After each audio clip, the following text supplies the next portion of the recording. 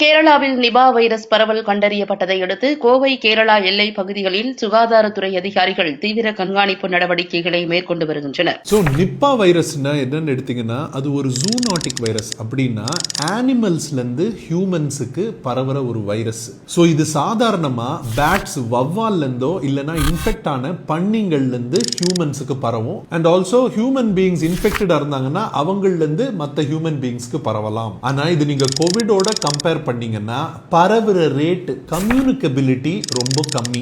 சிம்டம்ஸ்னு பார்த்தீங்கன்னா சும்மா respiratory tract infection மாதிரி தாங்க. சளி, ஜுரம், தலைவலி, காஃப், கோல்டு.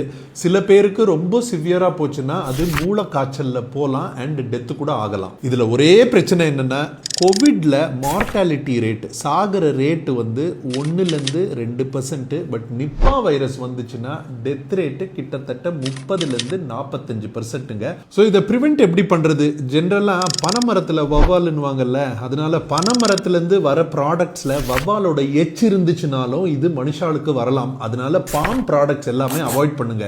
ரெண்டாவது, ஏதாவது அனிமல்ஸ் சிக்கா இருக்க மாதிரி இருந்துச்சுன்னா அது பக்கத்துல போகாதீங்க. உங்களை தானே சேஃபா வச்சுக்கோங்க. இன்ஃபர்மேஷன் இன்ட்ரெஸ்டிங்கா இருந்துச்சுன்னா லைக் பண்ணி ஷேர் பண்ண மறந்துடாதீங்க.